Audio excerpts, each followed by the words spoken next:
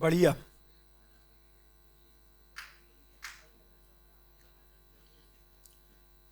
तो जिगर भाई का जो मेन सवाल था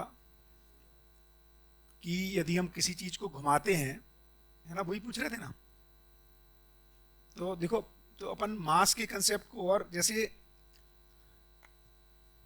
मास क्या है, सपोज ये लोहे की बॉल है इतनी ही बड़ी, ये है लोहे की, और इतनी ही बड़ी सेम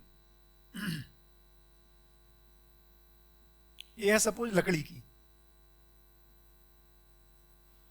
ठीक है, तो अब देखो आकार सेम है कि नहीं, आकार में सेम है। ठीक है, आयतन जानते हो, आयतन, वॉल्यूम, वॉल्यूम, यदि ये बॉल रखेंगे तो वॉल्यूम दोनों का सेम हो गया, वॉल्यूम सेम है। तीसरी चीज होती है घन, जिसको कहते हैं डेंसिटी, घनता। घनता सेम है क्या? नहीं। कौन सी ज्यादा घन है? घन लोहे की। डेंस का क्या मतलब है? इसमें ज्यादा मटेरियल कम जगह में है, कम जगह में ज्यादा मटेरियल। तो अब रूट में देखोगे तो मटेरियल क्या ज्यादा है, तो रूट में देखोगे तो जो आयरन है ना, इसमें इसका जो परमाणु है उसमें ज्यादा मटेरियल है एक एक परमाणु में। तो इसमें जो अंश हैं यदि एक्चुअली देखेंगे ना, बहुत सारे पार्टिकल्स जो हैं वो इस इतनी ही जगह में, इतने ही वॉल्यूम में इसमें ज्यादा है, और इसमें दूर दूर है वो। समझ रहे हैं? इसको कह रहे हैं मास। तो इसमें मास कम है कि ज्यादा है? मास किसमें ज्यादा है? लोहे वाले में मास, मटेरियल ज्यादा है इसमें। कौन सा? ये अंशों के रूप में मटेरियल। ठीक है, इसको कह रहे हैं मास। अब आएगा वजन, जिसको वेट कहते हैं।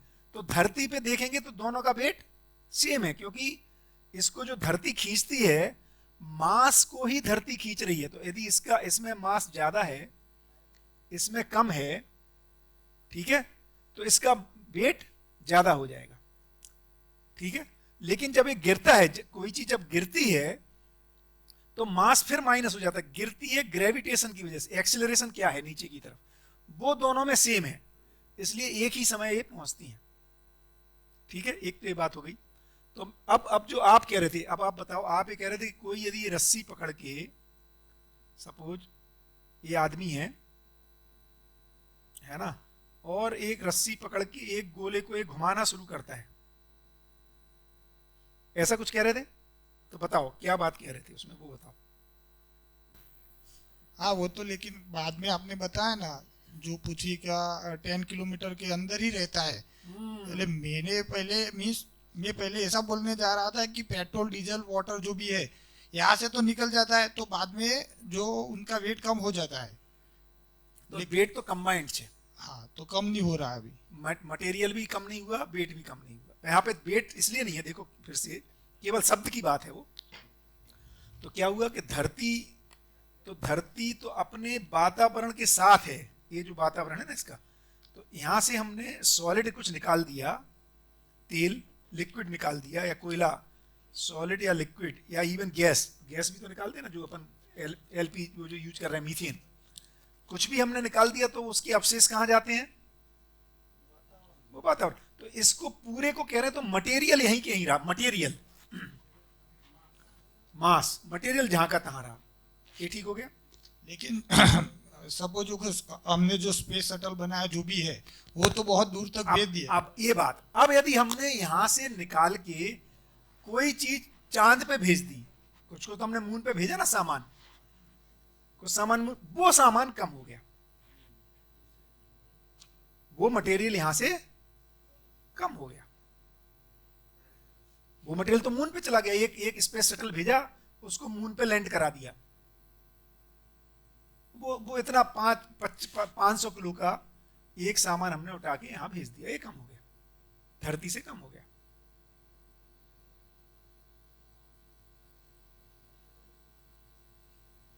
क्यों? क्योंकि इसके प्रभाव क्षेत्र से ही बाहर चला गया वो,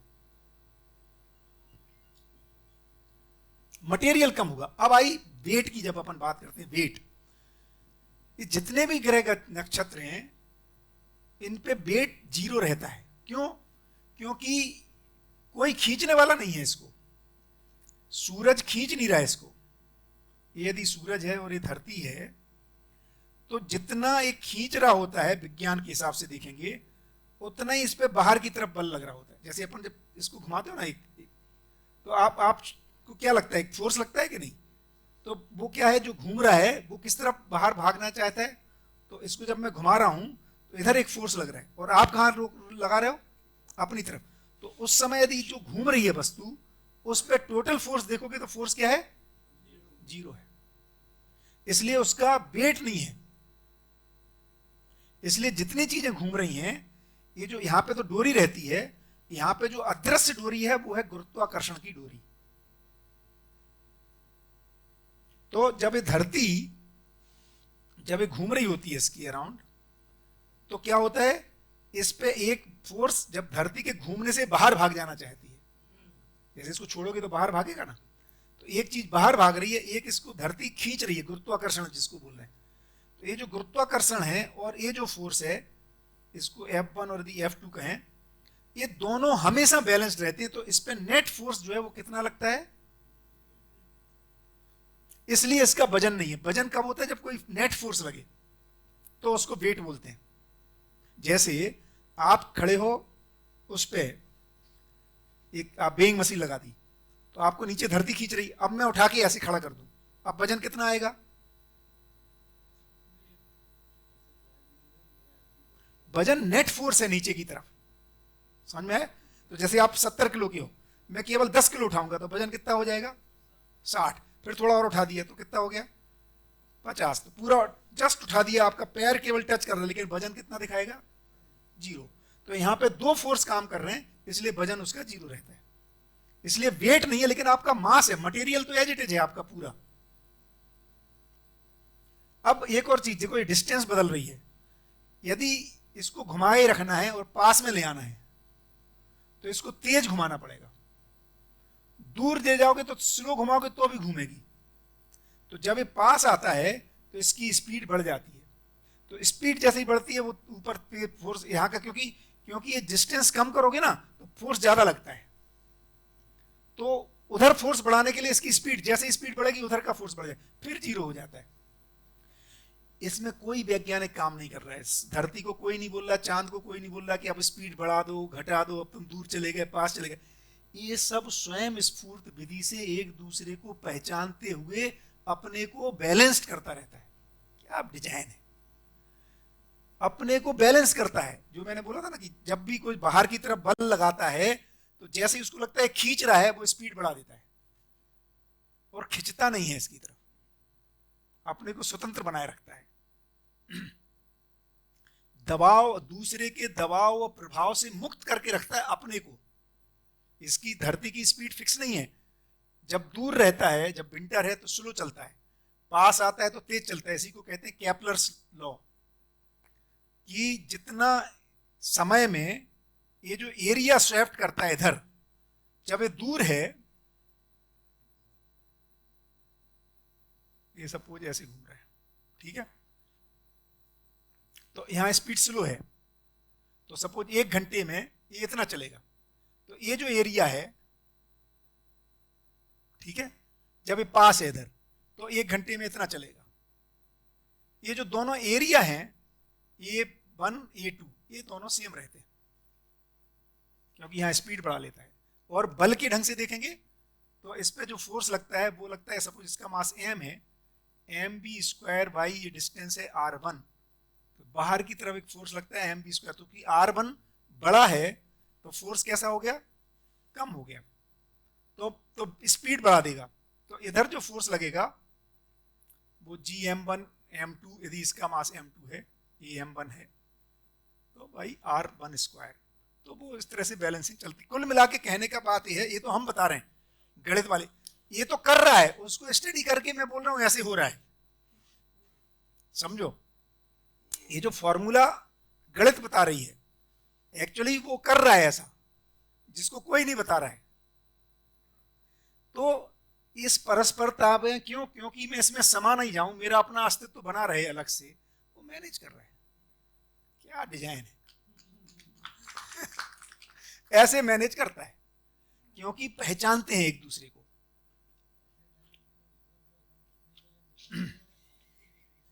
तो जो जिसको हम निर्जीव कह रहे हैं वो इतना भी निर्जीव नहीं है। जिसको हम डेड जैसा कह रहे हैं इतना डेड नहीं है ये। इसलिए कभी नेट पे पढ़ना गाया हाइपोथेसिस, कौन सी, GAI ये है शायद, देखना नेट पे डाल के, गाया हाइपोथेसिस। वो कहती है कि धरती एकदम जीवंत है, इट्स ए लिविंग ऑर्गेनिज्म। धरती पूरा कैसे, और ये तो एक हो गया, ये डेजर्ट कैसे मैनेज करना है, कहाँ बारिश होनी है ना, ये धरती जो कहीं पे आइस कैप बना हुआ है, और इसकी जो मैग्नेटिज्म को कैसे मैनेज करना है, ये मैग्नेट पकड़े हुए है ना, ये जो धरती घूम रही है, ये जो नॉर्थ और साउथ पोल बन रहा है, ये पूरा मैनेज कर रहा है उसको, ये बंधा हुआ है आइटम, तभी तो कंपास काम करता है। ये बिखर जाएगा तो पूरा धरती बिखर जाएगी।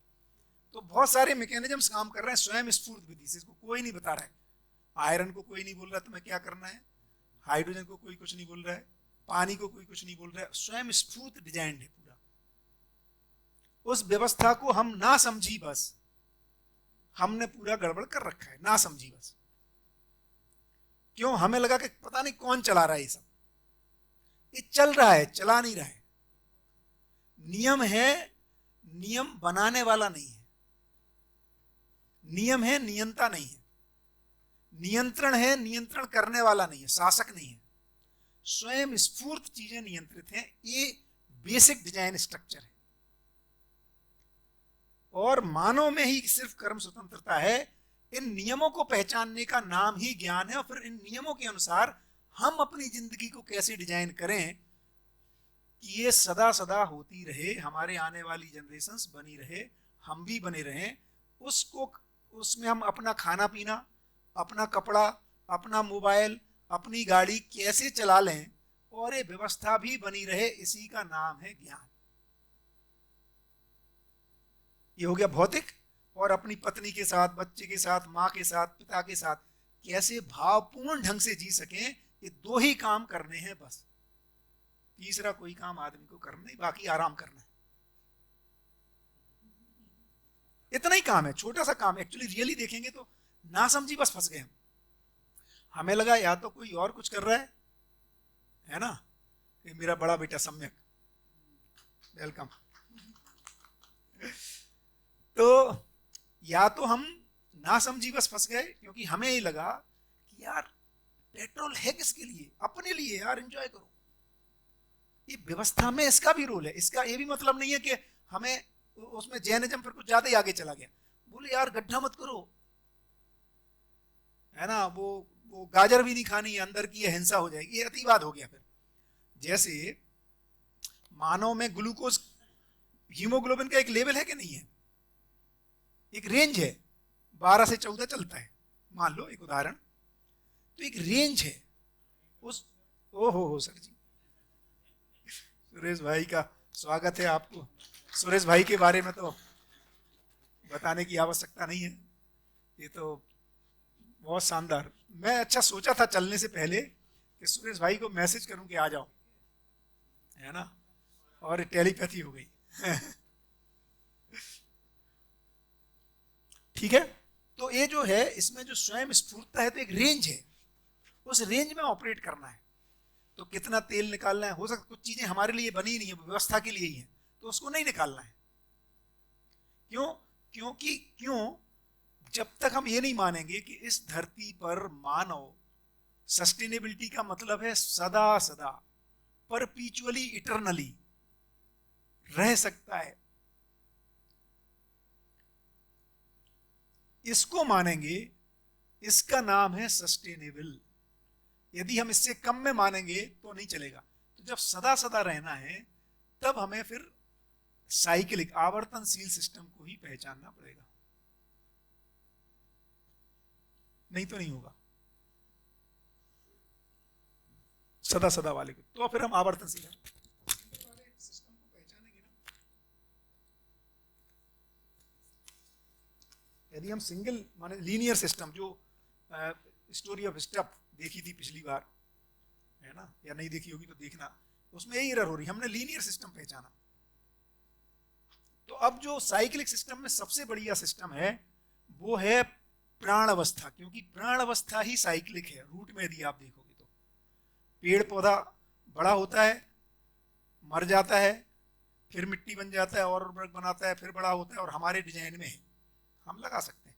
तो आदमी को जो इकोनॉमी डेवलप करनी है वो बेसिक रूट उसका इकोनॉमी का होना चाहिए, प्लांट बेस्ड इकोनॉमी, है ना। हमने अधिकतर इकोनॉमी मटेरियल बेस्ड कर दी, वो रिन्यू नहीं होता है, वो अपने आप बढ़ता घटता नहीं है, और उसको हम निकाल ले रहे हैं, ये एरर हो रही है। तो और उसमें जितना घटता बढ़ता है उतने प्रोपोर्शन में निकालना है। सपोज ऑयल बनने का मैकेनिज्म मिलियन ईयर से जितना बनता है उस प्रोपोर्शन को पहचान के फिर आप यूज करो तो ठीक हो जाएगा। इतना ही काम है, 2 ही काम करने हैं।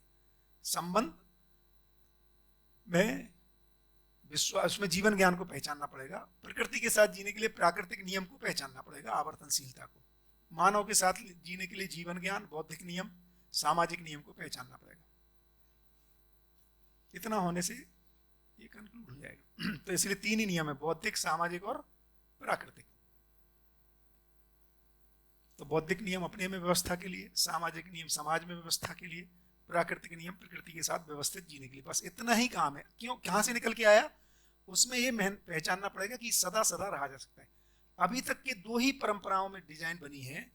एक अध्यात्म कहता है कि ईश्वर बनाता है, ईश्वर बिगाड़ता है, सदा सदा रहेगा कि नहीं आपके नियंत्रण में नहीं है, तो वे डिजाइन नहीं बनेगी।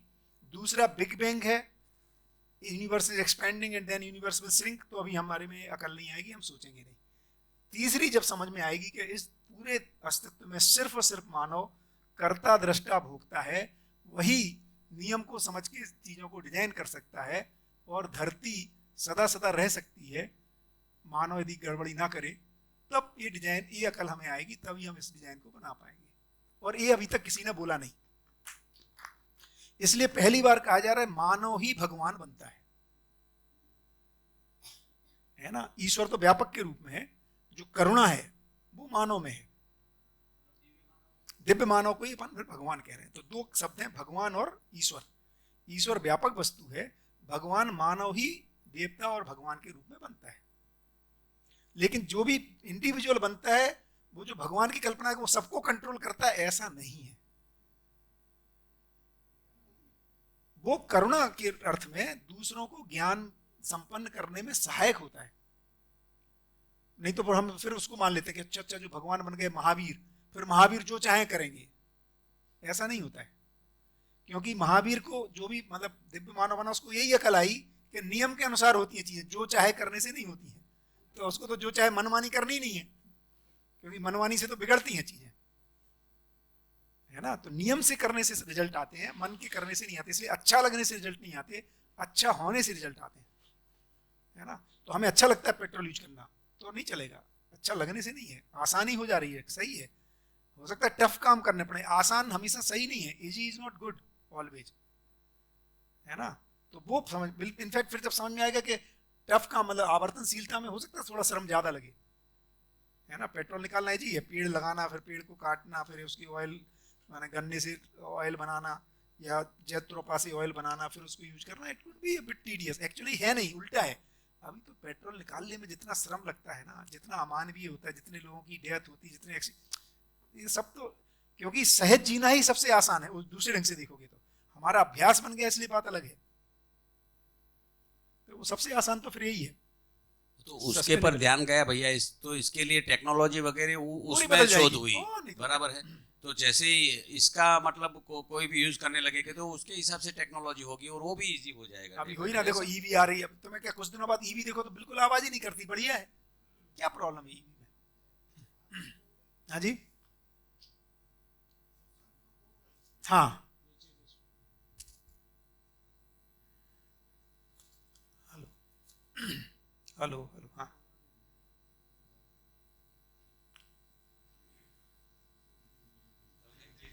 मीन्स बहुत टाइम से बहुत सारे महासंत हो गए, स्वामीनारायण महावीर या जो भी है, स्वामी विवेकानंद, तो उन सबको साक्षात्कार तो हुआ ही था। क्या पता, मेरे दादाजी को भी हुआ था, वो समझा नहीं पाए, लोग समझ नहीं पाए उनको, क्या करोगे। मैं सिर्फ ये कह रहा हूं, देखो इसका फिर कोई उत्तर नहीं है, वो तुम्हारे वाला जैसा सवाल है, कल कुछ और हो जाएगा तो क्या करेंगे। उनको जो कुछ भी था वो परंपरा में दिया उन्होंने, कि अपने पास रख के रह गए। मीन्स आधी अधूरी चीज दी ना उन्होंने। उन्होंने तो पूरी दी, हम नहीं समझ पाए। नहीं तो उन्होंने स्टार्टिंग से वो भी एक्सप्लेन कर देना चाहिए था कि भाई ये जो नेचुरल रिसोर्सेज है तो उसमें ये चीज ठीक हो गया, इतनी लिमिट तक यूज करनी चाहिए। तो उन्होंने तो नहीं बताया ये बात, इसका हाँ? मतलब उन्होंने नहीं बताया, नहीं मीन्स बताया। उनको दो चीजें साक्षात्कार पूरा नहीं हुआ। वही अब ये आप ही कह रहे हो, मैं तो कैसे कहूँ। नहीं, अभी ये नागराज जी ने तो आपको एक्सप्लेन कर दिया कि भाई ये चीज अप टू ये लिमिट तक ही यूज करनी चाहिए। आपने अभी तक बोला कि पेट्रोल डीजल ये लिमिट तक करो तब तक ठीक है, वरना हमारे यूज के लिए नहीं है। पेड़ पौधे है वही एनर्जी के लिए यूज करो। तो वो सब तो बहुत सारे सन हो गए, तो किसी ने हमें बताया नहीं ऐसा है। वही तो कह रहा हूँ कि आप दो डबल सवाल कर रहे हो। यदि मैं ये कहता हूँ कि आप ठीक कह रहे हो, तो उत्तर आएगा क्या बात कर रहे हो यार, हमारे महापुरुषों को नहीं पता चला। अरे किसी भी महापुरुषों ने तो बोला नहीं है कि नेचुरल रिसोर्सेज ये नेचुरल रिसोर्सेज जो है वो यूज मत करो, वो तो सस्टेन करने के लिए है। अरे नहीं कुल नहीं, मिला ये नहीं, तो नहीं, अभी- तो आपका सवाल क्या बना इसमें। अरे मीन्स जो पुराने महापुरुष हो गए तो उनको पूरा साक्षात्कार हुआ नहीं है। ऐसा मैं कहूँ तो आपको ठीक लगेगा। नहीं आंसर उन्होंने तो हमें पूरी बात बताई नहीं, तो वही तो करो, ऐसा कहूँ तो ठीक लगेगा कि नहीं लगेगा। तो वो तो लगाना पड़ेगा क्योंकि उन्होंने पूरी बात तो बताई। इसमें दो मुद्दे हैं। इसमें यह है कि पुराने लोगों को छोड़ दिया जाए, माने जिसको बोलते हैं ना गड़े मूर्ति मत उखाड़ो यार, वो तो गाड़ दिया ना उसको। तो अब क्या करना है ये सोचा जाए, क्या सोचा जाए, अब क्या करना है। उन्होंने जैसे हमें जीना सिखाया ऐसे ही अभी जी रहे हैं हम, बराबर है। राइट नाउ तो ऐसे ही जी रहे, तो उनको तो साक्षात्कार हो गया था, तो उनको हमें मीन्स वो बोलते थे हम मीन्स फॉलो करते। वो बोलते हैं कि नेचुरल रिसोर्सेज भाई मत यूज करो। और अब देखो तो ये ऐसे देखोगे तो उन्होंने तो बहुत कुछ, एक परंपरा ये भी कह रही कि गड्ढे ही मत खोदो। हम कहां मानने वाले हैं।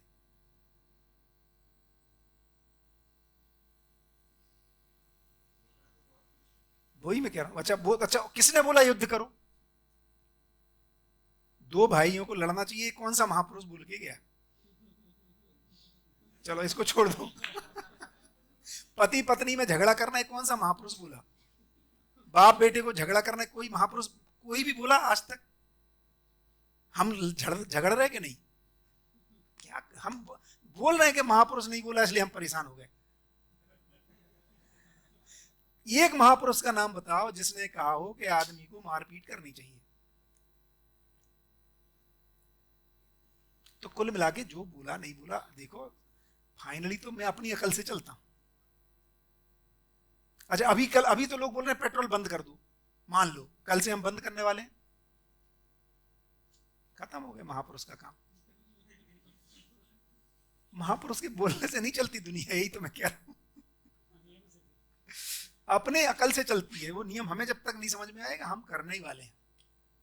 हमारे ऊपर जब तक शरीर का दबाव रहेगा और उससे बड़ा ज्ञान सुख का स्रोत नहीं मिलेगा, हम ये सब करने ही वाले हैं। लड़ाई झगड़ा क्यों करते हैं।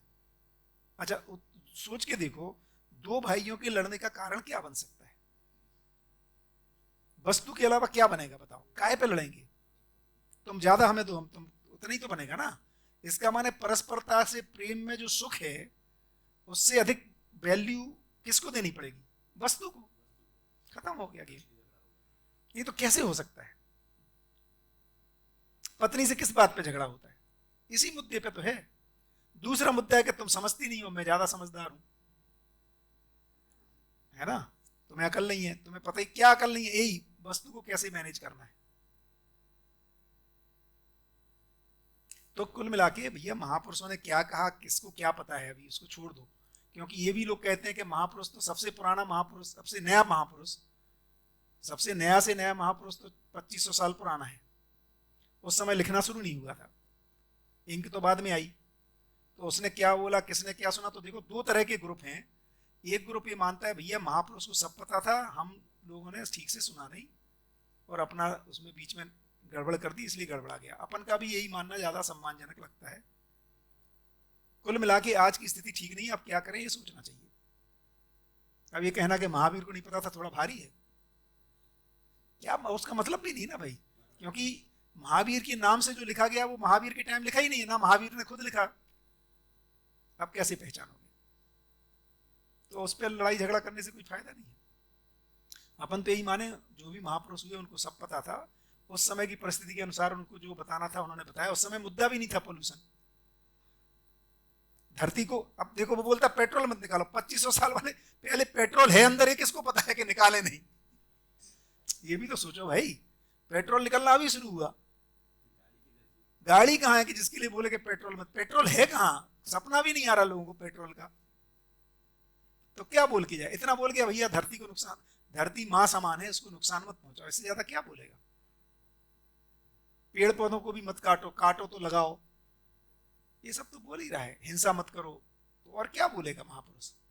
उस महापुरुष के ज्ञान को प्रेजेंट सिचुएशन में कैसे अप्लाई करना है, ये तो अपने को ही लगाना पड़ेगा। बढ़िया। और इवन बोलने में तो हमने कई बार एक्सपीरियंस खुद ने किए है ना, कि हम बोलते आपने क्या पकड़ा, उसके बाद ने क्या पकड़ा, उसके बाद ने क्या पकड़ा, वस्तु पकड़ में ही नहीं आएगी ना। अभी बोला है तो भी क्या पकड़ में आएगा, क्योंकि अभी 2 3 4 लोगों के पास में गया तो वो बात ही नहीं पकड़ में आती। इवन डायरेक्ट बैठते हैं तो भी क्या सभी को सेम पकड़ में आता है। और वसुधैव कुटुंबकम बोला है, रसिया यूक्रेन को तो लड़ना ही नहीं चाहिए। तो बहुत सारी चीजें बोली, बड़ा मुश्किल है जी।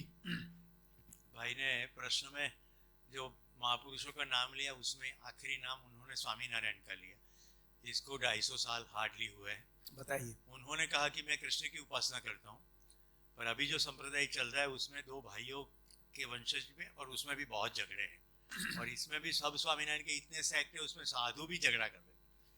तो जो मूल कहने वाले थे वो तो कृष्ण की बात करते थे, अभी तो कुछ और हो रहा है। और उन्होंने तो झगड़ा करने को बोला ही नहीं। 250 साल के अंदर हो गया। वही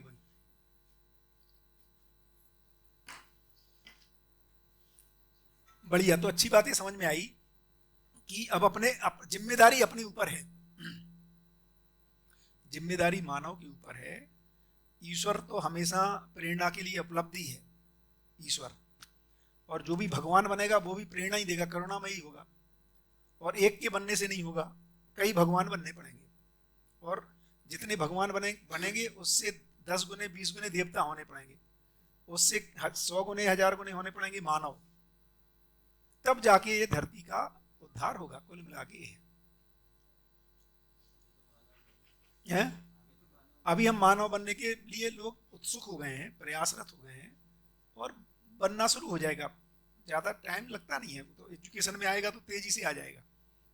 मानव बनना मतलब क्या? आदमी के साथ हार्मोनी के साथ जिए, प्रकृति के साथ हार्मोनी, इतना ही काम है मानव, और कोई बड़ी चीज नहीं है मानव। बढ़िया। तो अपन ने जो शुरू किया था, अस्तित्व क्या है, ये स्पष्टता हो गई। व्यापक और इकाई, इकाई का नाश नहीं होता, ये हो गया। प्रकटन हो रहा है, माने पदार्थ से प्राण, प्राण से जीव, जीव से जो विकास क्रम और विकास की यात्रा है ना। तो उसका आधार क्या समझ में आया कि प्रेरणा अवेलेबल है, पूर्ण में होने से पूर्णता की ओर गति का डिजाइन बना हुआ है। और जागृति क्रम, जागृति तो क्या जागृति होनी है? ये जागृति होनी है कि जीवन के रूप में कर्ता पद अपने पास है, प्राकृतिक नियमों के प्रति जागृति होनी है, संबंध के प्रति जागृत होना है, संबंध में एक दूसरे की जागृति में सहायक होने के लिए हमें जागृत होना है। धरती एक व्यवस्था का स्वरूप है, पूरी प्रकृति, उसमें कैसे हम अपनी आवश्यकताओं को पूर्ति कर, बिना इन नियमों को का पालन करते हुए, या बिना पोल्यूशन करते हुए, या बिना नियमों के अगेंस्ट में जाए बिना अपनी आवश्यकताओं की पूर्ति कैसे कर लें, इसमें जागृत होना। इसका नाम है अवेयरनेस। नियम तो है ही, हमें उस नियम के प्रति अवेयर हो जाना, इसलिए जागृति शब्द रखा गया है। नया नहीं आना है अपने में, कुछ जो है उसमें हमें जागृत हो जाना है। अवेकनिंग है, इसलिए इसका नाम अवेयर हो जाना है, अवेकन हो जाना है ही सच्चाई, आंख खोलनी है उसकी तरफ, है ना। तो जो बहुत सारी सच्चाइयां चर्म चक्षु से नहीं दिख रही हैं, ज्ञान चक्षु रूपी आंख को खोलना है। कोई इस बार अच्छा बता रहा था सोम भाई के शिविर में कि 3 तरह की वो होती है, प्रथा है। एक है पारसमणि, माने गुरु देते हैं दीक्षा, पारसमणि दीक्षा। उसमें क्या होता है कि पारसमणि जो है वो दूसरे को छू लेगी तो वो सोना बन जाएगा, लेकिन ये जो सोना बन गया, अब ये दूसरे को छुएगा तो वो सोना नहीं बनेगा, ये इस मणि को ही छूना पड़ेगा। ठीक है, एक ये दीक्षा होती है जिसमें अधिकार ये जो गुरु के पास ही रहता है, शिष्य के पास वो अधिकार नहीं आता। एक होती है दीप दीक्षा, जिसमें मैं अपने दीपक से, गुरु अपने दीपक से शिष्य का दीपक जला देता है। अब ये शिष्य भी दूसरे के दीपक जला सकता है क्योंकि ये गुरु बन गया, है ना। तो अब अपन जो भगवान वाली बात कर रहे हैं वो ये वाली दीक्षा से काम चलेगा। पारस, पहले अपन पारस नहीं मानते रहे कि वो आशीर्वाद देगा, जो जो गुरु के संपर्क में आएगा वो तो सोना बन जाएगा, बाकी का पता नहीं। अब ये दीप दीक्षा वाला है, ज्ञान संपन्न जो भी अवेयर हो गया है सच्चाई में, वो किसी को भी अवेयर कर सकता है, उसकी अवेकनिंग करा सकता है। और मिलके जब ऐसे अवेकेंड लोग चलेंगे तो धरती स्वर्ग हो जाएगी, क्योंकि ऐसी परंपराएं हो जाएंगी कि धरती को हम फिर उन नियमों को पालन करते हुए अपनी आवश्यकताएं पूर्ति करेंगे। और परस्परता में मानव का वैल्यू समझ में आएगा और उसमें उसको अवेयर। तो अब बेसिकली देखोगे तो क्या होगा, बच्चे जो नए बच्चे पैदा हो रहे हैं, काम क्या करना है, इनको इन नियमों में अवेकन करना है, बस इतना ही काम है। फिर वो गलती करेगा ही नहीं, अभी उसको पता नहीं इसलिए तो गलती कर रहा है, बस इतना ही सा काम है। तो अवेकन कर दिया मानव मानव संबंध के प्रति, मानव प्रकृति संबंध के प्रति, और स्वयं के साथ जो संबंध है उसके प्रति। मन, वृत्ति, चित्त, बुद्धि, आत्मा में क्या डिजाइन है, हो गया काम। तो मैं ही कर्ता दृष्टा भोगता हूं मानव जाति, कोई बाहर का एलिमेंट नहीं है जो अपने को परेशान कर रहा है। हमारी ही ना समझी हमारे दुख का कारण है, वही परेशानी का कारण है। बढ़िया, तो अब अपन जो कल का रखना था, अब लोग इसको प्रेजेंट करो। अभी एक पूरा फ्रेम आ गया। एक बार फिर से सुरेश भैया, हमने ये तय किया था कि एक एक 4-4 लोगों का ग्रुप था, लगभग सभी को बेसिक चीजें क्लियर हो गई, इसको प्रेजेंट करना है। तो अस्तित्व दर्शन को प्रेजेंट करना है और जीवन ज्ञान को प्रेजेंट करना है। बताइए भाई, तो कौन, या तो हम 15 मिनट फिर से एक बार चर्चा करनी है। बताइए, तो 4 कोई ग्रुप बना लें फिर से। अब अपने को फिर से स्पष्ट करना है। देखो बहुत ज्यादा नहीं है मामला, और हाँ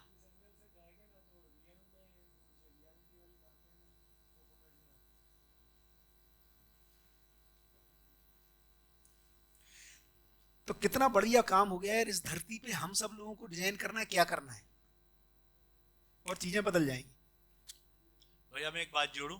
हाँ, ये विद्या की रोशनी में क्या है, हमने पुराने जो आदत बना के रखी थी कि भगवान नाम की खींटी पे हमारे प्रॉब्लम टांग दे, अब यहाँ सब कुछ करना पड़ रहा है, वो अनकंफर्टेबल लग रहा है। तो वो कंफर्टेबल तो वही है कि कोई भगवान, कोई महापुरुष हमारा सॉल्व कर दे। और एक उदाहरण से मैं पोस्ट करूं, प्रमुख स्वामी को हार्ट अटैक आया, तो हार्ट अटैक के बाद डॉक्टर ने उसको खाना पीना रिस्ट्रिक्ट कर दिया, तो वो बहुत कम कुछ खाते थे और उनको सुबह में एक्सरसाइज करनी होती थी। तो जब जब गांधीनगर में आते तो कारपेट बिछ जाती अक्षरधाम में, और वो एक्सरसाइज करते और बाहर बैनर लगता, प्रमुख स्वामी के एक्सरसाइज का दर्शन। ऐसा सोचता कि इनको भी एक्सरसाइज करनी पड़ रही है, तो हमें एक्सरसाइज करना है कि इनके साथ बैठना। तो उनके जो रास्ता था उनके दोनों तरफे लोग बैठ जाते थे और प्रमुख स्वामी जी चलते थे। ये सीन मैंने देखा। तो इतना होने के बावजूद, और शाहीबाग मंदिर में उनकी मूर्ति थी जब वो जिंदा थे, वहां उनको भोग लगाते थे, उसमें तेल, घी, मिठाई सब कुछ लगता था, जबकि यहाँ इनको डॉक्टर ने कहा था कि तुम्हें फीका खाना है। इतना हुआ, आंखों के सामने मैंने देखा। और मैं प्रमुख स्वामी के साथ मीटिंग में था, तभी भी वो बहुत हल्का फुल्का ही खा रहे। उनके साधुओं को ट्रेनिंग देने मुझे बुलाया था, तब मेरी बात हुई थी।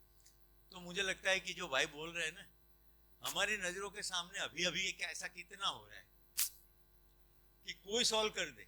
वो निर्मल बाबा, फिर अभी कोई बागेश्वर बाबा निकले हैं, भूत प्रेत बाबा, प्रेत महाराजा का ऐसा इतना हमारे आंखों के सामने ही चल रहा है।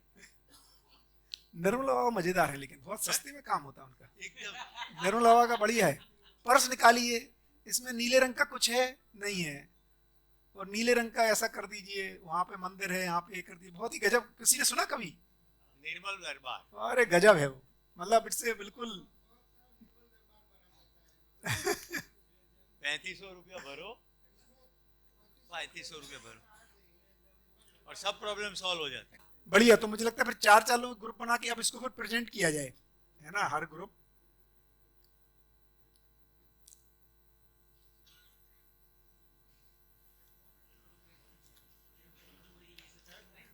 उसके बाद फिर अपन बात करेंगे बौद्धिक नियम, सामाजिक नियम और प्राकृतिक नियम की।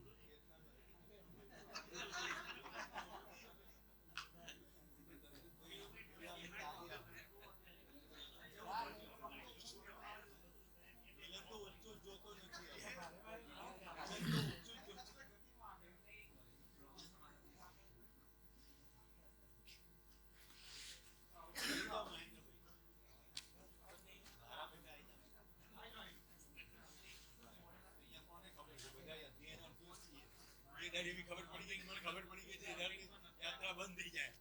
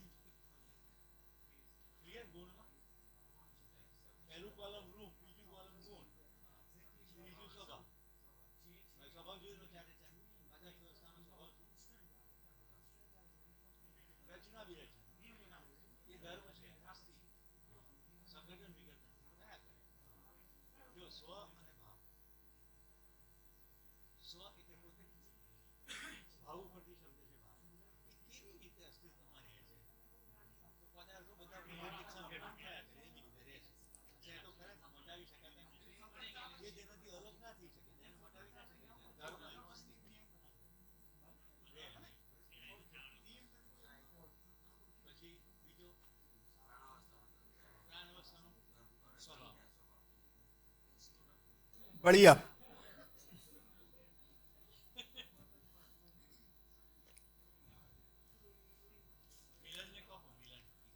नहीं, ये तो अपन कंबाइंड प्रेजेंटेशन छे है ना, एड ऑन करी सकाय, कोलैबोरेशन छे। मतलब कुल मिला के अपन देख रहे क्लैरिटी आई कि नहीं आई बस, और नहीं आई तो और काम करें अपन उसी पर। चलो बोर्ड पर अभी जाओ, मिटाई दो लिख, यहाँ से करें। बोर्ड पे लिखना है, लिखना नहीं है तो बढ़िया, फिर तो बैठे बैठे चलेगा, लिखना नहीं है तो। सब ऐड ऑन करते जाएंगे। बढ़िया बढ़िया एकदम। जय भाई शुरू कर रहे हैं, बताइए। यस भाई, सॉरी, हाँ यस। ओके, पूरा अस्तित्व का जो हमने मतलब कल से बात किया था, तो उसमें से 4 अवस्था की हमने बात करी, बराबर। तो सबसे पहले मतलब कोई एक अवस्था की जो है पदार्थ अवस्था, जो सबसे पहले हमने पाई गई, हमने ऐसा देखा। मतलब अभी अर्थ है तो वो अभी हमने 4 अवस्था तक वो डेवलप हो चुका है, लेकिन बाकी के जो प्लेनेट हम देखते हैं तो वहाँ पे अभी खाली पदार्थ अवस्था है, वो भी मतलब पूरी नहीं है, आधी अधूरी, मतलब उसका एटमॉस्फेयर है वो, मतलब तो हम ऐसा मानते हैं कि सबसे पहली जो अवस्था कोई भी मतलब प्लेनेट पे है तो वो पदार्थ अवस्था आई। उसके बाद उसमें से डेवलप हुई प्राण अवस्था, ठीक है। तो हम प्राण अवस्था के अंदर पदार्थ अवस्था को मतलब उसको देखते ही है, मतलब उसका जो भी मतलब पदार्थ है वो वाला। और पदार्थ प्राण में से जीव अवस्था विकसित हुई और जीव में से ज्ञान अवस्था, बराबर। फिर हाँ, 4 अवस्था को जो हमने पहचाना, तो उसमें उसका जो 4 अवस्थाओं का रूप, गुण और धर्म उसका जो है, तो रूप हम जो मतलब जो अवस्था जो भी इकाई है उसको जैसे देखते हैं वो उसका हमको उसको रूप माना। फिर जो धर्म की बात थी, तो 4 अवस्था जो है तो सबके अलग अलग धर्म है। जैसे पदार्थ अवस्था है तो उसका गुण धर्म है अपने होने को मतलब बनाए रखना, ठीक है। उसके बाद है प्राण अवस्था, तो प्राण अवस्था का गुण धर्म था कि अपने होने को तो बनाए रखना और पुष्टि धर्म, ठीक है, मतलब वो डेवलप होता जाएगा। फिर जीव अवस्था थी, तो वो 2 अवस्था जो धर्म है वो तो है, और तीसरा है जीने की आशा और ज्ञान अवस्था है, तो वो 3 तो है ही, और सुखपूर्वक जीने की आशा, तो वो डिफरेंट हम चारों अवस्था में मतलब देख पाते हैं। और भैया एक उसमें क्वेश्चन था, जैसे एक रूप था, धर्म था, तो फिर वो गुण धर्म जो बोलते हैं वो मतलब किसको मतलब बोलते हैं हम? तो रूप, गुण, स्वभाव और धर्म, स्वभाव किसको बोलते हैं? तो 4 चीजें हैं। हाँ, तो जैसे सुरेश भैया अभी एक्सप्लेन कर ही रहते है ना, तो गुण क्या चीज है? परस्परता में व्यक्त प्रभाव गुण है। गुण क्या है? परस्परता में जो व्यक्त प्रभाव होता है उसको गुण कहते हैं। अच्छा, ये तो मिट जाएगा आराम से। हाँ, ये तो ये वाला ही है। तो परस्परता में जो व्यक्त प्रभाव है वो गुण है ये, लेकिन जो इकाई जो व्यक्त कर रही है उस प्रभाव को परस्परता में, उसका यदि हम सिंथेसिस करें कि क्या चीज है जो व्यक्त कर रही है, उसको कह रहे हैं स्वभाव, जो कॉमन है उन सब में। जैसे आप किसी से मिलते हो तो किसी से मुस्कुरा के बात करते हो, है ना, किसी को आप खाना खिला रहे हो, किसी को आप अपने बच्चे को देखें तो आप पिता के रूप में उसको पढ़ा रहे हो, है ना, तो एक ही व्यक्ति को देख रहे हैं तो वो अलग अलग अलग अलग ये सब गुण हैं उसके, जिसको कहेंगे ममता, कहीं वात्सल्य, है ना, कहीं श्रद्धा किसी गुरु के सामने, कहीं जिज्ञासा के रूप में प्रकट हो रहे, तो ऐसे किसी को स्नेह कर रहे, किसी के साथ विश्वास पूर्वक जी रहे, ऐसे अपन को अलग अलग गुण दिख रहे हैं। स्वभाव क्या है? तो जो न्याय में निष्ठा है, इन सभी में कॉमन क्या फीचर हो रहा है, दिखाई दे रहा है? एक ही व्यक्ति सबके साथ अलग अलग अलग अलग अलग व्यक्त हो रहा है, इसमें कॉमन क्या है? उसका क्या है? क्या हो रहा है? दो व्यक्ति, एक व्यक्ति कई व्यक्तियों से मिल रहा है, इंटरेक्शन कर रहा है ना, तो इसको कहेंगे ये सब गुण है। गुण की परिभाषा है परस्परता में व्यक्त प्रभाव, है ना। तो किसी के साथ स्नेह व्यक्त हुआ, कहीं ममता व्यक्त हुई, कहीं उसका वात्सल्य व्यक्त हो रहा है ना, कहीं श्रद्धा है, ऐसे अलग अलग अलग अलग व्यक्त हो रहा है। कॉमन क्या है? इसका क्या है इस व्यक्ति का? इसमें उसको कह रहे हैं उस व्यक्ति की जो मौलिकता है, इसकी जो मौलिकता है वो उसका स्वभाव है। इसने क्या स्वीकारा हुआ है? तो इन सारे इंटरेक्शन में इसने जो स्वीकारा हुआ है वो है इसकी न्याय में निष्ठा। इसलिए सबके साथ जब न्याय करता है अलग अलग परिस्थितियों में अलग अलग ढंग से व्यक्त हो जाता है। ये स्वभाव है। ये तो ये परस्परता में व्यक्त प्रभाव गुण है, और उसमें जो कॉमन है वो है उसका स्वभाव। तो बाकी की जो 3 अवस्थाएं हैं, हाँ, ऐसे ही सब में देखना पड़ेगा। परस्परता में व्यक्त प्रभाव क्या हो रहा है? परस्परता में जैसे लोहा है ना, चांदी है, तो अलग अलग प्रॉपर्टीज आपको दिखाई देंगी उसकी। उसके साथ में जो रिएक्शन करता है, हाँ, मॉइस्चर के साथ जंग लग जाएगी, ये सब अलग अलग अलग। इसी को गुण को भी अब क्लासिफाई जब किया, तो जो अभी सुरेश भाई बता रहे थे 3 तरह से वो इंटरेक्शन में जो फल परिणाम आ रहे हैं वो आ रहे हैं, या तो दूसरे को, जैसे इस इंटरेक्शन में ये सबका पोषण ही कर रहा है, ये जो अभी दिखाया। ऐसा एक आदमी ऐसा भी हो सकता है जो पोषण कर रहा है, जैसे है ना, वो किसी से द्वेष कर रहा है, घृणा कर रहा है, किसी पर क्रोध कर रहा है ना, तो ये भी दिखेगा। उसके रूट में देखोगे तो वो उसका जो स्वभाव में दिखेगा उसको दीनता और हीनता और क्रूरता उस तरह से देखेंगे।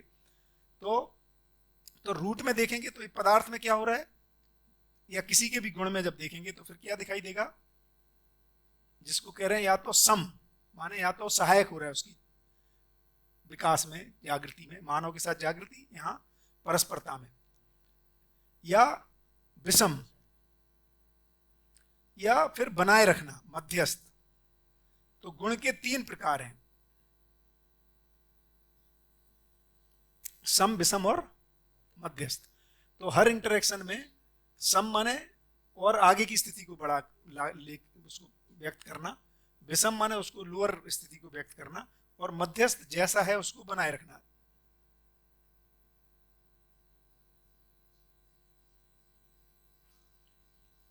अब जितनी 3 अवस्थाएं हैं, पदार्थ, प्राण, जीव अवस्था, इसमें सम और विषम दोनों ही व्यवस्था के अर्थ में काम करते हैं।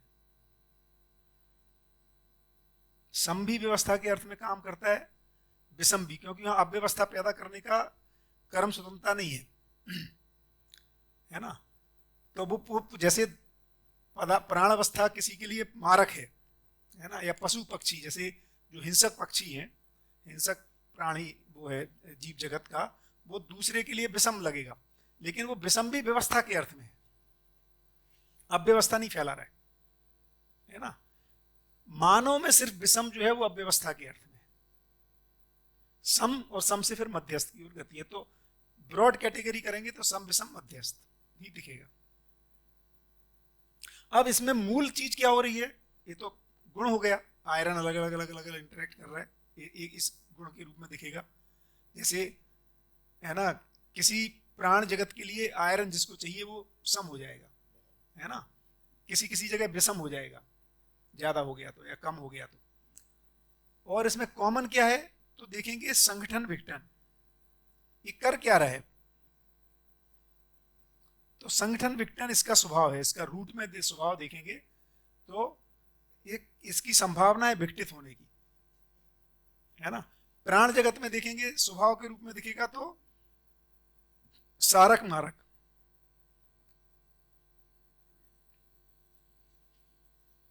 माने या तो वो पोषक है या शोषक है। और मानव में तो अपन देख ही ना, जीव अवस्था में तो जीने की आशा के रूप में स्वभाव दिखाई दे रहा है, और गुण तो वही सम, विषम, मध्यस्थ के रूप में दिखाई दे रहा है। तो यदि अपन टेबुलर फॉर्म में लिखें फिर इसको चारों अवस्थाओं का एक साथ,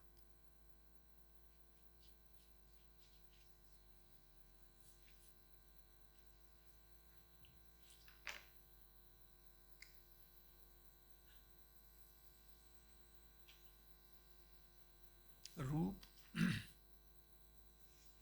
गुण, स्वभाव और धर्म। तो अच्छा, कौन टेबल पूरी कर सकता है?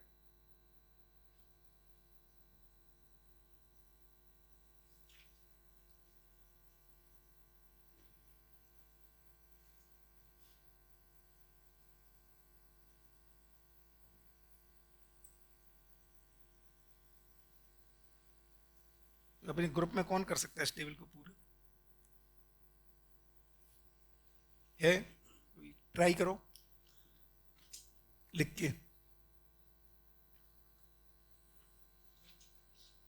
रूप, गुण, स्वभाव, धर्म। हाँ कमलेश भाई,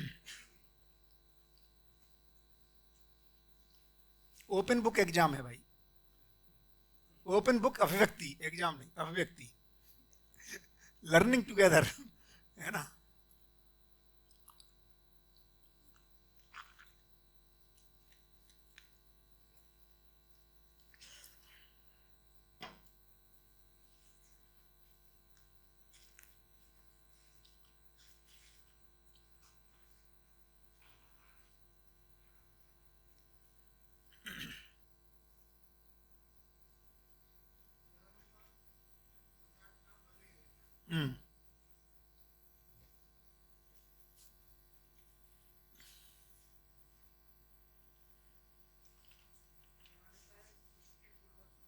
पुष्टि पूर्वक बने रहना, बना तो रहता ही है वो, साथ में ग्रो भी करता रहता है।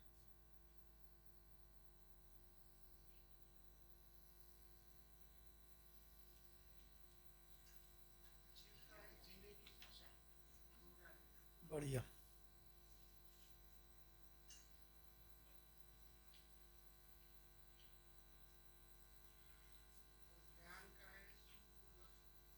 जीने की आशा, बहुत बढ़िया।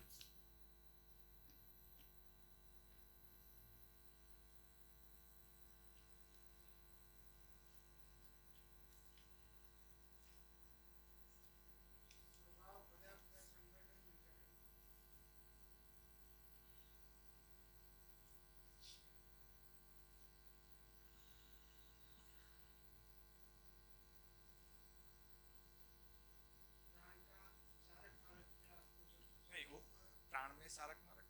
सुबह, हाँ, प्राण में बराबर, प्राण प्राण में सारक। बराबर बराबर।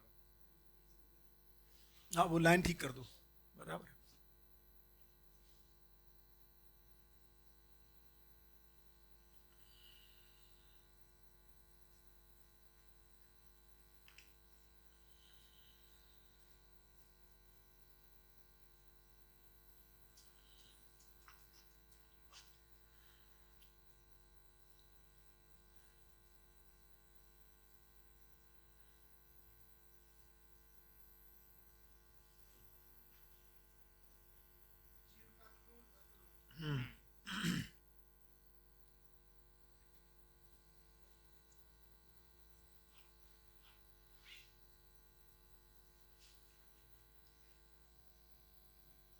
मौलिकता।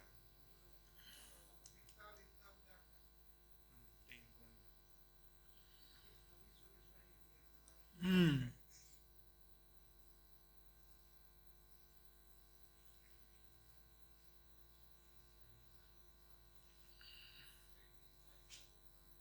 मानव में जो मानव का है वो तो धीरता वीरता उदारता ही है।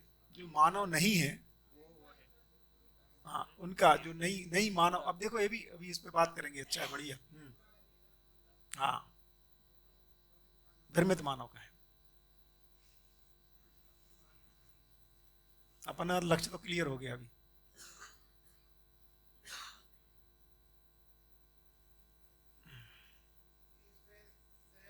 हाँ वो अति मानव, देव मानव, दिव्य मानव में दया कृपा करुणा ऐड।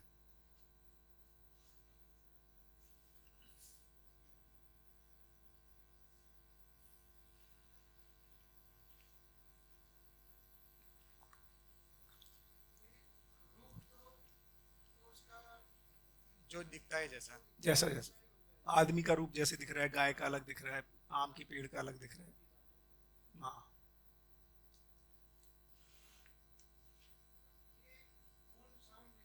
और मध्यस्थ। हाँ,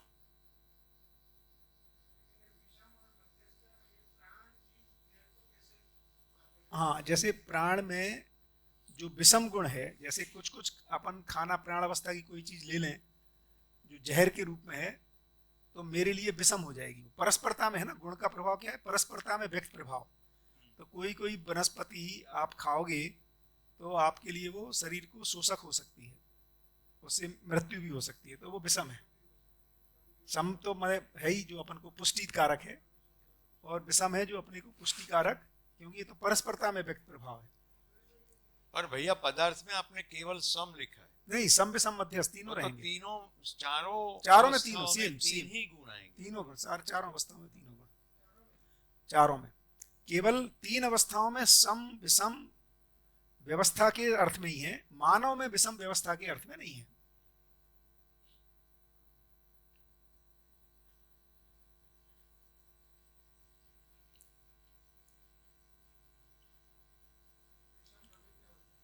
हाँ, विषम भ्रमित में है, सम और मध्यस्थ।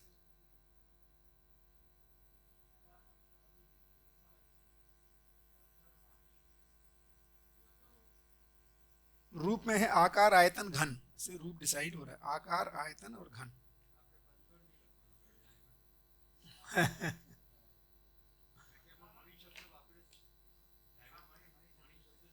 मणि धातु,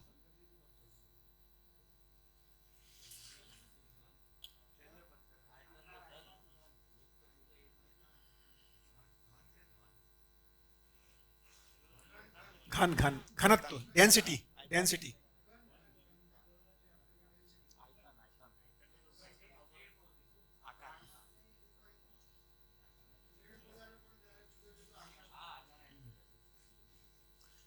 वो तो माने पदार्थ में क्या क्या आता है वो है, मिट्टी पत्थर मणि धातु रूप नहीं है, बट पदार्थ में आता क्या क्या है। उसमें पेड़ पौधे आते हैं, इसमें पशु पक्षी आते हैं, और इसमें मानव आता है। बढ़िया। और बताओ और कुछ। और भैया ये अभी जैसे 4 अवस्थाओं को हमने देखा, हाँ तो उसके अलावा मतलब और कोई चीज हमने मतलब हाँ, ये देखना चाहिए। हाँ, 4 के अलावा कुछ है क्या? हाँ 4 के अलावा जो देखने जाते हैं हम, हाँ तो हम व्यापक को मतलब महसूस कर पाते हैं कि इसके अलावा और भी कुछ है, तो यही है। मतलब उसका कोई एंड हम देख नहीं पा रहे ब्रह्मांड का, जो भी हम हमारी जहाँ तक दृष्टि है उससे बाहर। हाँ तो हर जगह वो मूल ऊर्जा मतलब व्यापक जो हम बोलते हैं, वही एक अलग हम देख पा रहे हैं। तो 2 ही चीजें, एक इकाई और एक व्यापक। बिल्कुल ठीक। बराबर। और ये सभी चारों अवस्था जो है, तो सबका हम एक कॉमन देखने जाए चीज सभी में, तो सबकी पूर्णता की और गति दिख रही है। मतलब कोई भी बोले मतलब पदार्थ है या फिर प्राण जीव ज्ञान अवस्था, चारों के अंदर तो सबकी एक ही तरफ पूर्णता की ओर गति है। मतलब अभी हम जैसे मनुष्य में भी देख पा रहे हैं कि जो भी मतलब लड़ाई झगड़े कुछ भी हो रहा है, तो सबका एंड तो एक ही जगह पे आ रहा है कि वो विश्राम की स्थिति में जाना जाएगा। चाहिए। मतलब हम पर्सनली अगर महसूस करें कि कोई भी पास्ट में कोई चीज़ से हमको जब तकलीफ मतलब होती है कोई पर्टिकुलर चीज़ के लिए, लेकिन उसके बाद में वो सॉल्व हो जाती है। मतलब तकलीफ के बाद वो सॉल्यूशन नहीं आता है, ठीक, तो इंसान वो सॉल्यूशन निकालता जाता है और पूर्णता की ओर गति करता है। मतलब तो ये पॉइंट हम डिस्कस हुए हमारे। बहुत बढ़िया। हाँ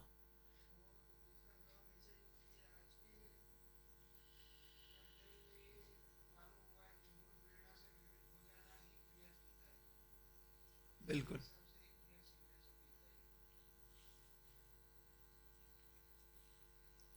तो व्यापक के कितने नाम आप लोग एक्सप्लेन कर सकते हो? बहुत सारे। बताओ तो उस पर। बहुत बढ़िया, कमलेश भाई के लिए जोरदार तालियां। तो कौन आएगा? कोई एक जन व्यापक के अलग अलग। एक इसमें जानना था मेरे को। एक है ना, ये सभी है पदार्थ, प्राण, जीव और ज्ञान। राइट। चारों अवस्थाएं ऐश्वर्य ही है एकदम। और इसको ऊर्जित कर रहा है, वो व्यापक कर रहा है। हमने जो क्रिया शून्य है वो क्रियाशील कर रहा है, तो ऐसा माना जाता है कि ये ऐश्वर्य को जो चला रहा है, जो ऊर्जित कर रहा है, वही ईश्वर है। तो हाँ। व्यापक का दूसरा नाम ईश्वर इसी अर्थ में है। इसमें सिर्फ इतना ही चेंज करना पड़ेगा कि कर रहा है, कर उसमें रहा है। होने नहीं, कर नहीं रहा है वो, हो रहा है। उसमें होने से होने हो से रहा ही है। हो रहा है। बस बस, होने क्योंकि से कर्ता पद उधर नहीं है, नहीं, तो कर्ता कर, पद नहीं है। हाँ कर रहा है भाषा हाँ। नहीं बनेगी। बढ़िया बढ़िया। हो रहा है। उसमें होने से क्रियाशील है, उसमें होने से ईश्वर क्रियाशील है, इसलिए वो ईश्वर है।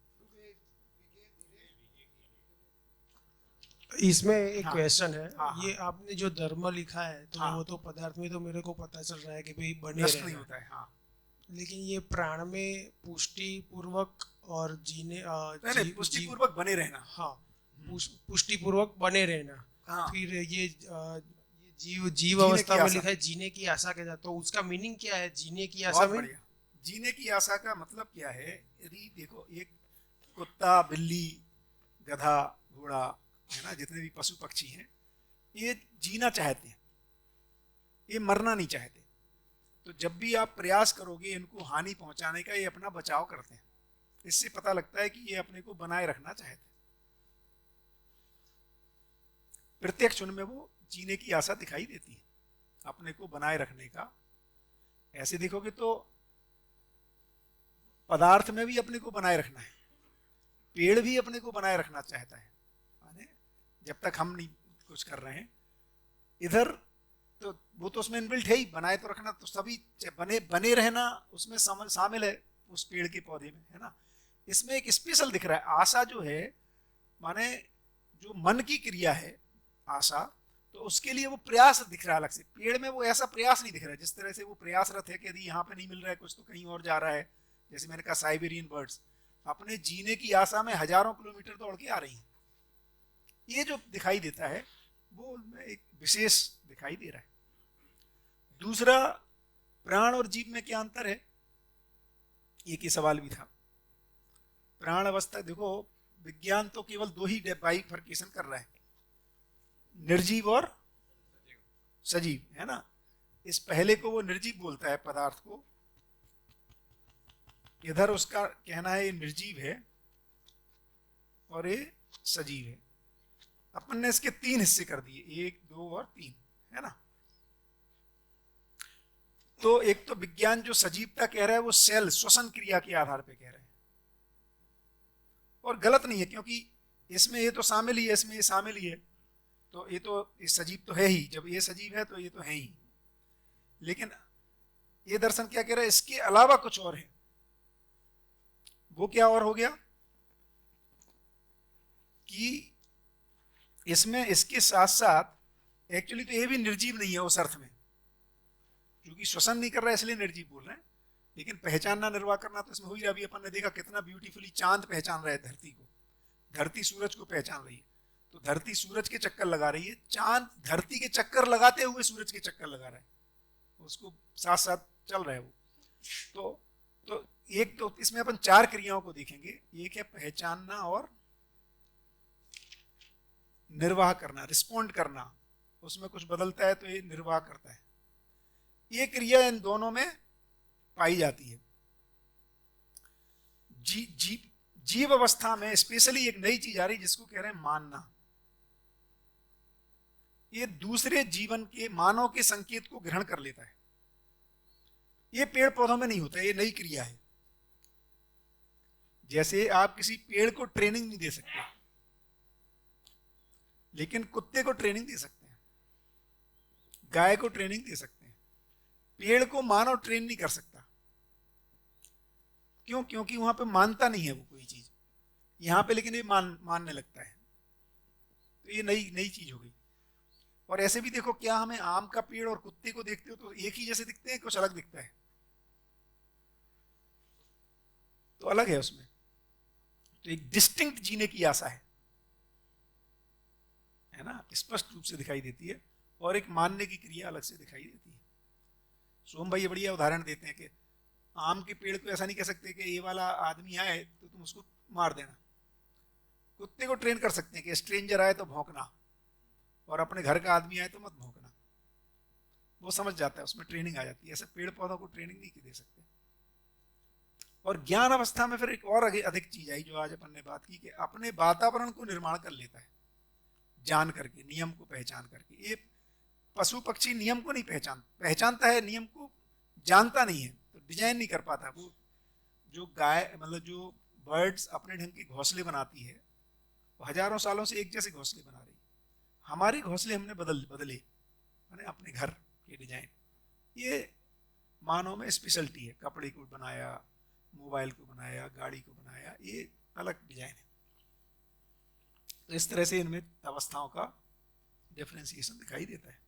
तो ये प्राण अवस्था में जो लिखा है सारक मारक और ये पुष्टि, उसका थोड़ा एक्सप्लेन करो। हाँ, तो एक धर्म है और एक उसका स्वभाव है, और तीसरा परस्परता में व्यक्त प्रभाव है ना। तो स्वभाव माने एक सारी परस्परताओं में सम विषम मध्यस्थ में जो भी पेड़ पौधे कर रहे हैं, तो वो कर क्या रहे हैं? या तो वो किसी के लिए पोषक है या शोषक है। माने मैं आम खाऊं, है ना, नीम का वो खाऊं, दाल खाऊं, सब्जी खाऊं, फल खाऊं, फाइनली 2 ही चीजें हो रही हैं, है ना। या तो वो मेरे लिए सारक है या मारक है। हाँ, मैंने अभी अपन मनुष्य के रेफरेंस में देखें। अब यदि प्राण के लिए भी देखोगे तो कोई वनस्पति उसके लिए सिम्बायोटिक रिलेशनशिप में है, कोई उसके लिए हानिकारक है। माने एक ही पेड़ दूसरे पेड़ के साथ वो उसको सपोर्ट नहीं करता है, कोई सपोर्ट करता है, माने पूरक होता है उसके लिए। वो साइकिल में जैसे कौन कौन से पेड़ साथ में लगा सकते हैं, कौन से नहीं लगाने चाहिए, जो खेती वगैरह करते हैं वो उनको पता रहता है कि इसके साथ जाएगा ये नहीं जाएगा।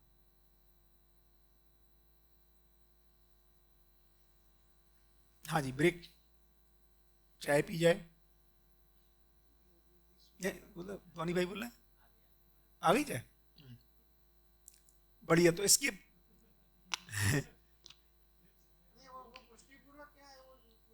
हाँ पूरा कर लेते हैं। अब पुष्टि क्या है, धर्म मतलब क्या है? देखो ये अच्छा सवाल है। देखो हम उसको वनस्पति प्राणावस्था की इकाई तभी तक कह रहे हैं जब उसमें पुष्टि हो रही है। बीज को हम प्राणावस्था की इकाई नहीं है।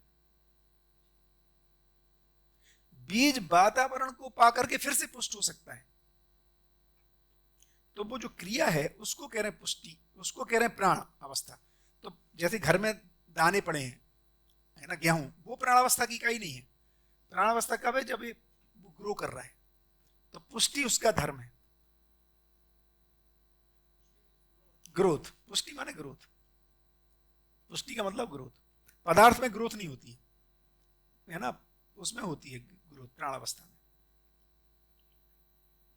इसीलिए अपन कह रहे हैं इकोनॉमी का मेन स्रोत जो है वो प्राणावस्था है। हमें ग्रो करना चाहते हैं ना हम लोग, तो ग्रो करने का एक ही चीज है जो ग्रो होती, मल्टीप्लाई होती है, और कोई चीज होती नहीं। तो प्रधान रूप में हमें जो यूज करना चाहिए अपने जीने के आधार में, ऐसे देखोगे तो भोजन ऑलरेडी डिजाइंड ही ऐसे ही है ना। भोजन अपना पदार्थ नहीं है, भोजन प्राणावस्था ही भोजन है अपनी, पशु पक्षी की भी और मानव की भी, है ना। तो हमें प्राणावस्था की चीजें ही हमारे को सूट करती हैं। हमें हम जैसे आयरन भी खाएंगे तो आयरन नहीं खा सकते। आयरन जो पालक में आयरन है वो आयरन हमें काम करता है। ये लोहे वाला टुकड़ा नहीं कि चलो आयरन की कमी हो गई तो लोहे का टुकड़ा चूस लिया है ना। ये है डिजाइन। तो जो हमारे को प्राणावस्था वाला चाहिए मानव में।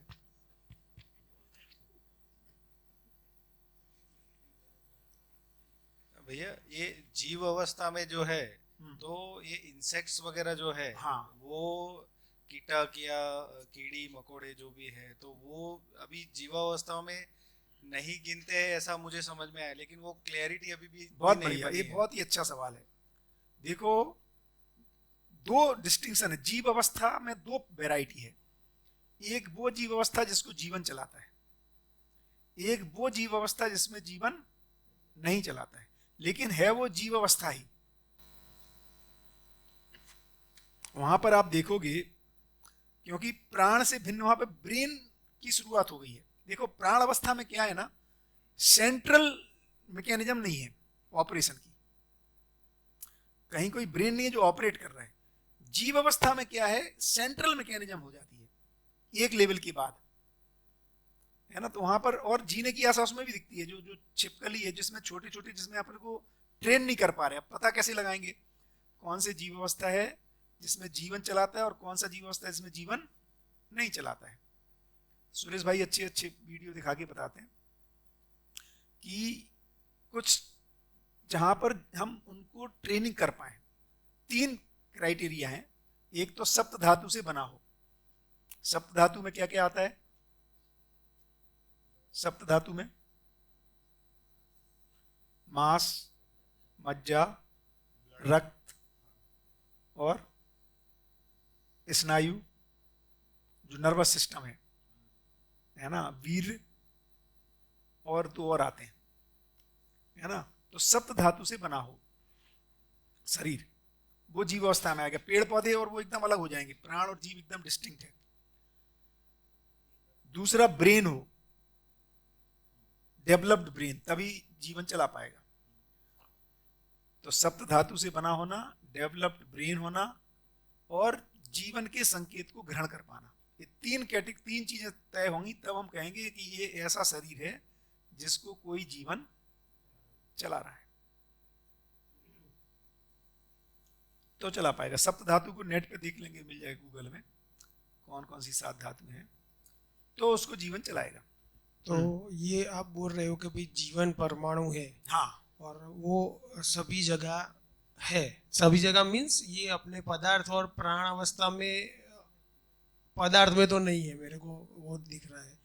और जीवन परमाणु है वो ब्रेन और शरीर और जीवन के बीच का जो भी है वो ब्रेन चलाता है, माहिती का आपले। तो जहाँ ब्रेन डेवलप है वहाँ जीवन परमाणु ज्ञान अवस्था की तरफ है, ऐसा बता रहे हो आप? नहीं, बहुत बढ़िया। तो देखो अच्छी बात है, इसको ब्रेक 5-10 मिनट में बात करें। बहुत ही बढ़िया, शानदार।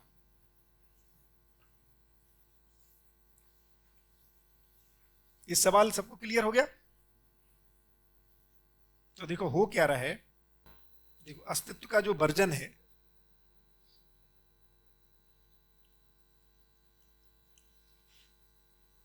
अस्तित्व में दो ही चीजें, एक इकाई और दूसरा व्यापक। इकाई में फिर दो कैटेगरी, जड़ इकाई और चैतन्य।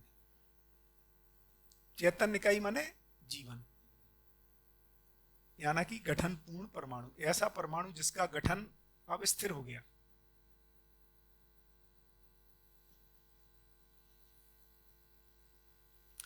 जड़ माने गठनशील परमाणु, जिसका गठन बदलने की संभावना है। जड़ में दो प्रकटन, दो तरह की क्रिया, भौतिक और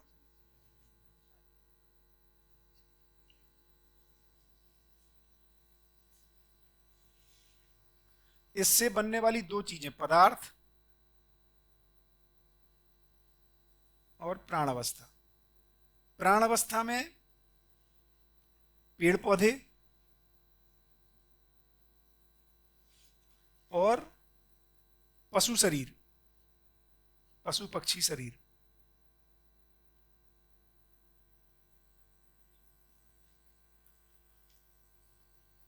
और मानव शरीर। पशु पक्षी शरीर में दो डिजाइन, कम डेवलप्ड ब्रेन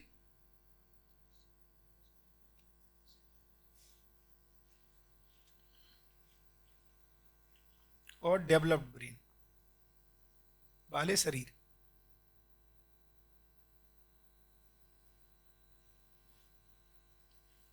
और मानव में समृद्ध पूर्ण मेधस, पूरी तरह डेवलप्ड।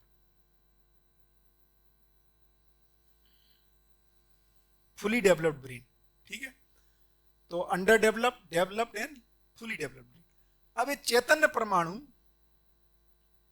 पदार्थ को नहीं चला पाता है, क्योंकि पदार्थ उसके सिग्नल को नहीं ले पाता है। ये चैतन्य परमाणु इसको नहीं चला पाता है, क्योंकि इधर ब्रेन डेवलप्ड नहीं है। ये चैतन्य परमाणु इसको भी नहीं चला पाता है, क्योंकि इधर भी डेवलप्ड ब्रेन नहीं है।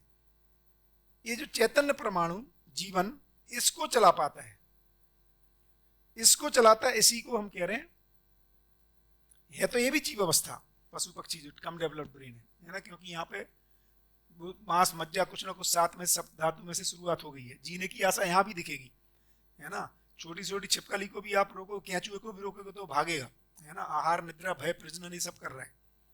यहाँ पर जो डेवलप्ड ब्रेन को जीवन चला रहा है, इसको कह रहे हैं आप जीवन के साथ है तो ये भी जीव अवस्था ही, जीव अवस्था का सेकंड फेज है ना एक। और इधर तो मानो हो ही गया। तो ये पूरा डिजाइन है ना। अब बताओ क्या सवाल था अपना?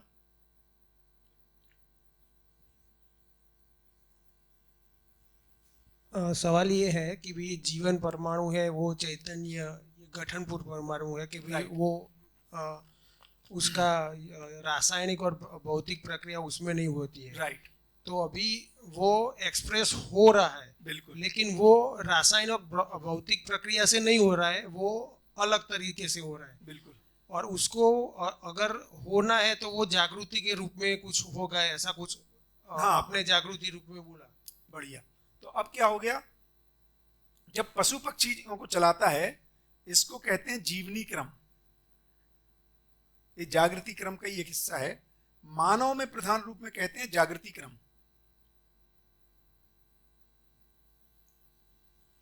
तो क्या होता है, अब ये जो पशु पक्षियों के उसको चला रहा है, तो गठनपूर्ण जो परमाणु है ये इसका आउटर परिवेश है मन। तो मन प्रधान रूप में मन ही क्रियाशील रहता है पशु पक्षियों में, प्रधान। विचार बहुत आंशिक है और चित्रण ये आंशिक है, ऐसा नहीं कि नहीं है, बहुत कम है, या शरीर को बनाए रखने के अर्थ में ही है। मन जो है वो शरीर के साथ तदाकार है। जीव यहां पर जो देखेंगे मानव में, तो मन, विचार और इच्छा, चित्रण ये अधिक डेवलप्ड है और सुखी होने के लिए काम है। जो बेसिक डिफरेंशिएशन अपन बताते हैं कि पशु में आहार निद्रा भय प्रजनन सफिशिएंट है, मानव आहार निद्रा भय प्रजनन के लिए नहीं जीता है, बल्कि सुखी होने के लिए आहार निद्रा भय प्रजनन करता है। उसमें ड्राइविंग फोर्स हैप्पीनेस है, सुख को ढूंढना है, जबकि इसमें इतना ही करना है, उससे जीने के लिए करते, जिंदा रहने के लिए करता है, उसको सफिशिएंट है। मानव में नेसेसरी है बट सफिशिएंट नहीं है। तो अब जो तुम जो कह रहे हो, अब ये जीवन क्या कर रहा है, क्यों व्यक्त हो रहा है, जागृति के लिए। तो क्या जागृत होना है, सबसे पहले जैसे ही जीवन गठनपूर्ण होता है उसमें मन ही जागृत रहता है, फिर धीरे धीरे जैसे ही वृत्ति और चित्त जागृत होता है उसको ये वाला शरीर चाहिए पड़ता है मानव का, और इसमें रहते हुए फिर बुद्धि और आत्मा की जागृति के लिए प्रयास रहता है। इस तरह से जीवन में मन से लेकर के आत्मा तक जागृत होने की डिजाइन बनी हुई है। तो मानव में जीवन भी एक लेवल का डेवलप्ड है पशु की तुलना में, और शरीर तो है ही डेवलप्ड जिससे वो व्यक्त हो पा रहा है। तो ये डेवलपमेंट हो रहा है मन से वृत्ति, वृत्ति से चित्त, चित्त से बुद्धि, बुद्धि से आत्मा।